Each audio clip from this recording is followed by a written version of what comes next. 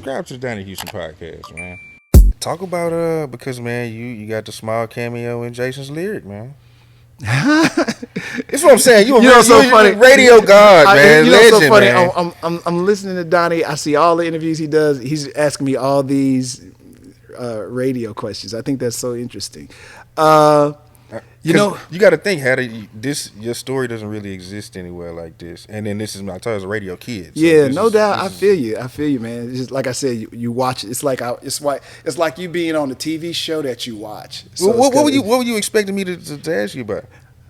I didn't. You know what? That's a good question. I didn't overthink it. I never. Because I you know what happens in interviews most of the time, I have to watch myself because you naturally will start asking the other person questions because it's the natural thing to do. It is, and it's a curiosity. You know, I have all these questions so my brain is, as I'm talking to you, is trying its best not to ask you any questions. Shoot, I would look. Hatta, you ask me whatever you want, man. So I'm trying, you know, because I don't want to be. Here's the funny thing about being a jock. You never want to step on the interviewer or other jock's toes. And I'll never forget that because obviously I put out music. So I was in L.A., and I can't remember the brother's name. He still does stuff in the music business to this day. Beautiful brother. But he had a radio show. He worked with Sway. He still might do something with Sway. But anyway, he had like a weekend show, and he was talking to me, and I answered all his questions, and I never took over, so to speak. And once we were done, he was like, hey, man, you're the first DJ who didn't try to show that they're a DJ. You just allowed yourself to be this artist, man. I really appreciated that.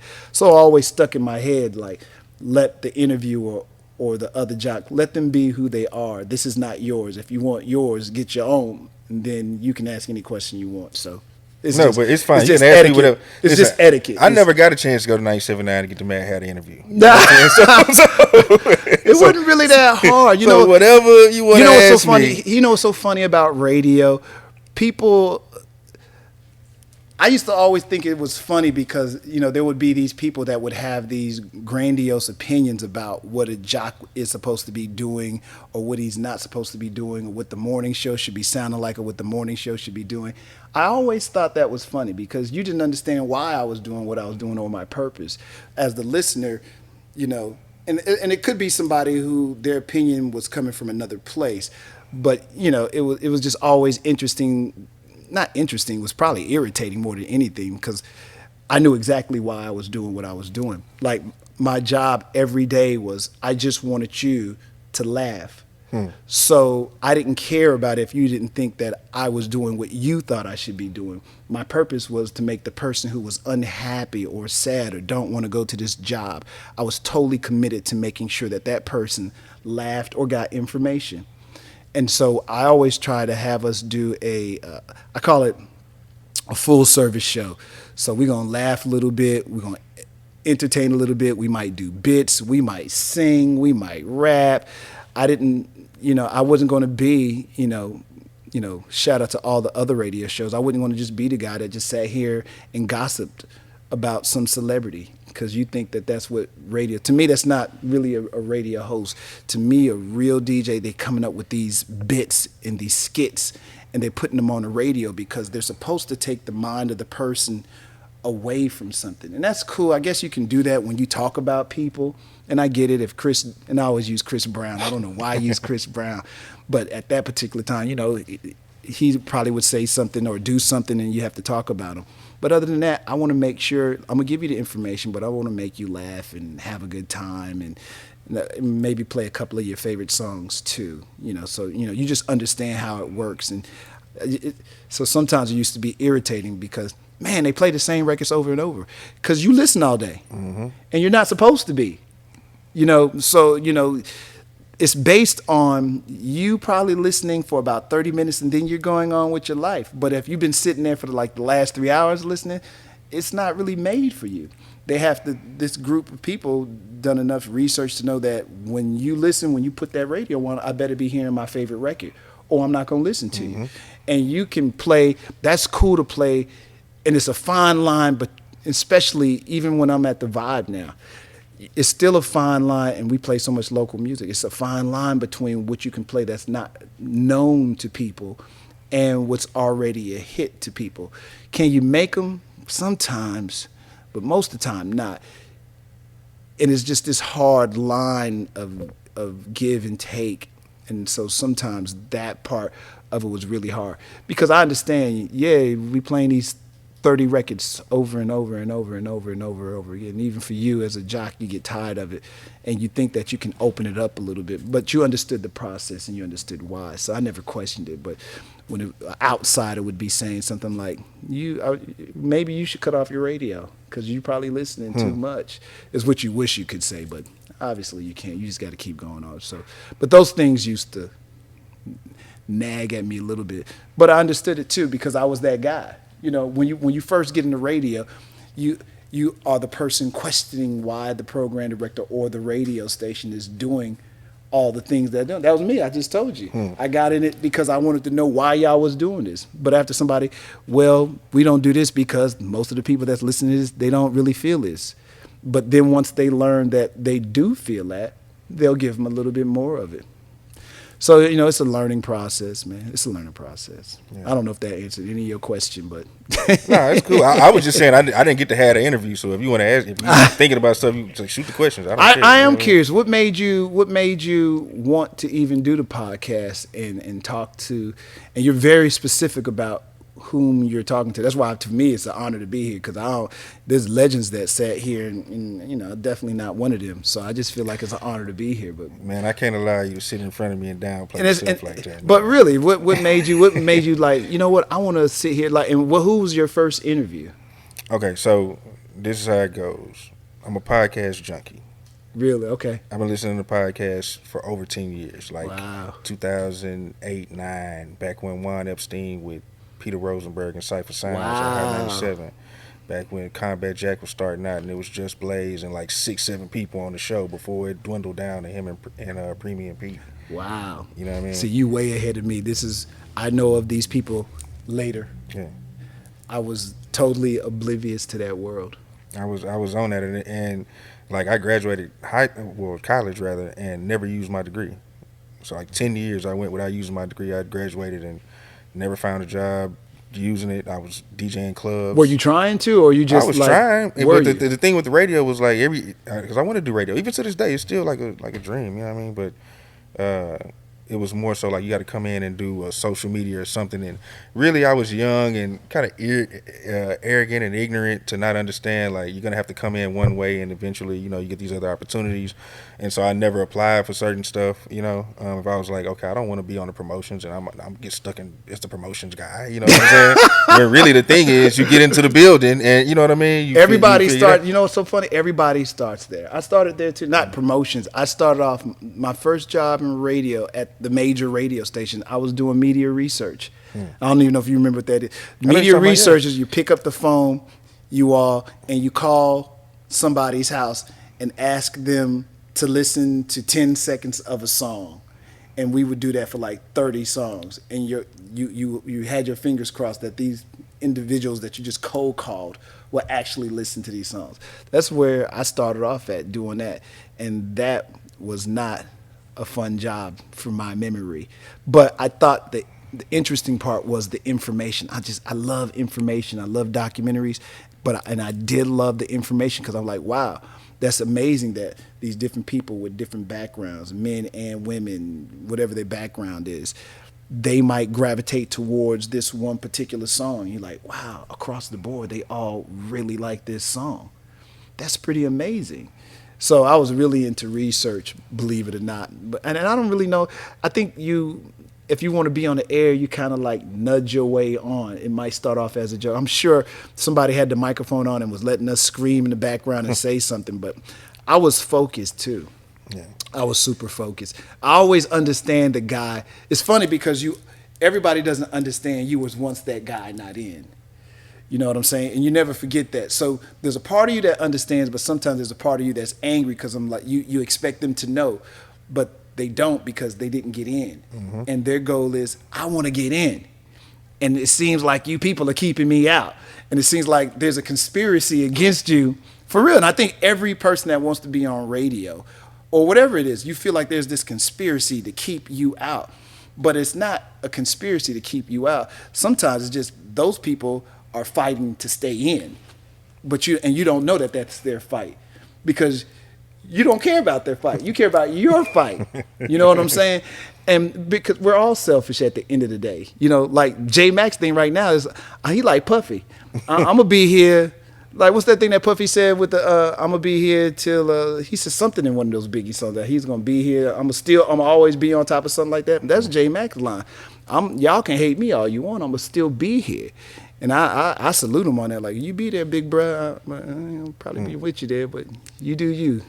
And but I'm proud of him. I am proud of him. But, you know, so I understand that. But there's a way to get in, just like it's a way to get the record played. If it's good, you know, we was talking about that a little before we even started recording. You know, everybody thinks their record deserves to be played because they've worked so hard and they invested so much. And I'll be honest with you, that was the hardest part of the job because everyone looks at you as they're out. They don't really care about you. And you learn that along the way. Nobody really cares about you. It's what you can do for them.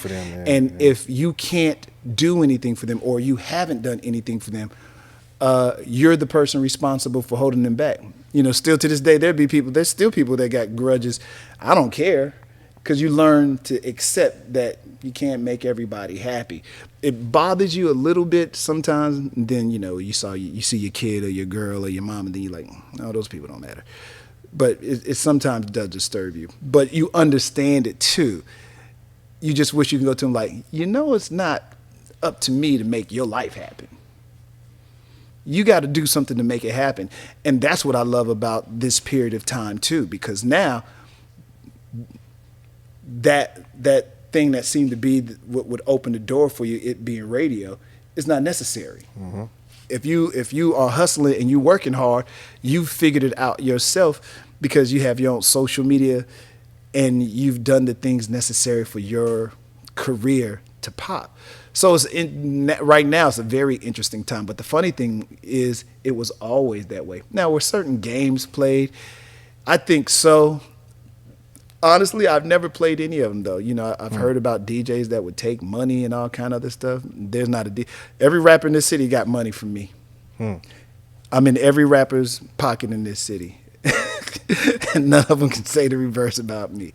I've paid them to do whatever I've paid them to do, given all of them checks or the shows with them or something like that, and never did anything crazy or illegal or anything like that. So I'm very proud about that, to be honest with you. And I never saw it either, man. I know people who now tell me about things that they've done, and I'm like, you did what? That's crazy, dog. But you know, you'll be that honest now because you ain't in the game no more of those people. And respect to those people, you know who you are. But that just wasn't my thing. Yeah. It was my thing. Man, I'm not sure if I'm answering any of your questions. No. We just chop it up. We just freestyle. Cool. This is raw conversation. Man, there's a story. Did you ever tell me who your first interview was? Oh, okay. So first interview. So that's the other thing. It didn't start out like this. Oh, really? It really started out as me and my friends just chopping it up, kind of like how the Joe Budden podcast. Oh, so where'd they go? Well, here's the thing. Here's the thing. When we started the show, everybody knew like, oh, this is Donnie's baby. But it was my homeboys. I'm like, y'all want to do this thing? Yeah, that's cool. Well, when I get on some stuff, bro, I'm serious. Like, that's right. I'm very anal about it. If I say, hey, man, I need this by this time, if it ain't there, bro, you're fucking killing me. You're holding me back. You know what I mean? We're not going to get where we need to be with this lackadaisical bullshit. You know what I'm saying? And really, that's what it came down to is like, I don't care what's going on. I ain't never going to miss a time to record. I'm not going to miss a time to have everything in time, posted. These people, we're trying to gain a following. We need to be at the same place at the same time every week, you know?